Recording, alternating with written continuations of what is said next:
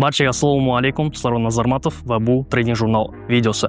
Bizlar Trading Journal videosini общий 3 qismga bo'lish qildik va bu part 1. Part 1da bizlar asosan Trading Journal nima, uni umuman nimaga tutish kerak, Trading Journal kerakmi, qanday tutish kerak, mana shu barcha savollaringizga imенно ushbu videoda to'liq javob ola olasiz. Va videoning so'ngida siz meni shaxsan Trading Journalimni bizning Discord serverimizdan ola olasiz va bu narsani videoning so'ngida sizga silka qilib taqdim qilinadi.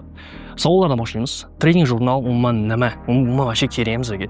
Da nimaga deydigan bo'lsak, chunki Trading Journal bizning zelkalarimizni yozish uchun va analiz qilish uchun instrument hisoblanadi. Lekin u narsa bizga foyda berish uchun biz shunchaki yozishimizdan undan foyda yo'q. Sirazu sizlarga aytib o'tib ketaman. Men shaxsan o'zim xatoim nima bo'lgan? Menda Trading Journalim har doim bo'lgan, lekin meni xatoim uni ustida ishlamaganim. Chunki Trading Journal prosta shunchaki yozadigan bo'lsangiz, prosta vaqtingiz ketganingiz qoladi va bu narsadan hech qanaqa siz foyda olmaysiz. Nimaga? Chunki bu xuddi ertangi kunim yaxshiroq bo'ladi degan fikrda siz o'zingizga misol uchun zadachkalar qilasiz, tam ertalab yugurishim kerak, nimadir qilib, qarshi o'zingiz zametkangizga yozasiz. Lekin bu narsani qilmasangiz, Trading Journalni xuddi shunaqa prosta yozib uni ustida ishlamasangiz, bir tili foydasi yo'q.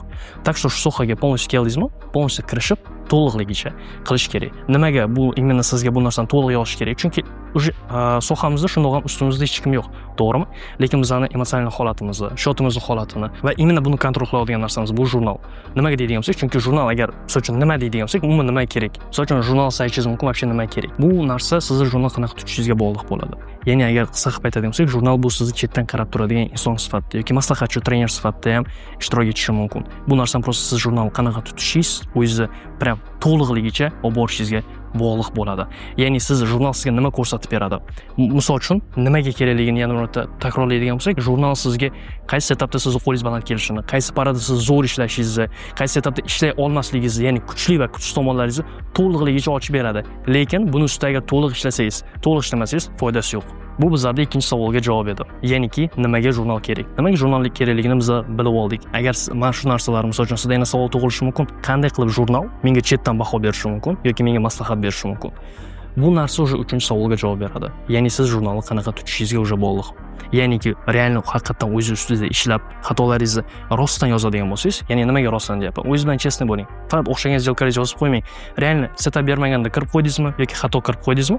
Prям yozing. Mana shu yerda xato qilib qo'ydim yoki men bu yerda meni setupim bermadi, lekin men kirib qo'ydim. Mana shu xatoim. Xato qilish qo'rqinchli emas. Bitta xatoni qaytarib olish mana shu narsa o'sha neto holat bo'lib qoladi. Ya'ni siz bitta xato qilyapsiz, lekin tushunmayapsiz. Mana shu narsa o'sha opasni. Ya'ni prosta xato qilyapsiz, xatoni javobini topdingizmi? Bu zo'r.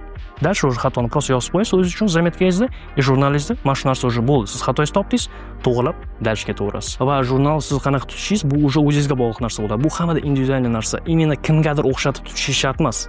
Самое главное jurnalingizda o'ziga kerakli narsalar eng muhimi o'zingizni xatolaringizni to'liqligicha ko'rsatib turish kerak. Ya'ni misol uchun siz nimada qoqilyapsiz, nimada qo'lingiz kelmayapti va nimada siz juda kuchliligingizni to'liqligicha ko'rsatib bersa, mana shunda siz jurnalingizni to'liq tutgan bo'lasiz. Agarda siz to'liq jurnal tutmoqchi bo'lsangiz, bemalol bizning Discord serverimizga o'tib, shu yerdan jurnal bo'limidan o'zingiz jurnalingizni olishingiz mumkin. Va bu jurnal bo'yicha to'liq savollarni bemalol bizga murojaat qilsangiz bo'ladi. Bu bizlarning birinchi videomiz edi. Savol va tushunarsiz joylaringizni bemalol kommentariyada qoldirsangiz bo'ladi. Qo'ldan kelgancha to'liqligicha javob berib o'tamiz. Ikkinchi videoda esa jurnal qanday to'ldirish kerak va zelka kirishdan oldin qanday asoslarni ishlatishni to'liqligicha ko'rib chiqamiz. Sarvar Nazarmatov edi. Barchaga rahmat. Sog' bo'ling, salomat bo'ling.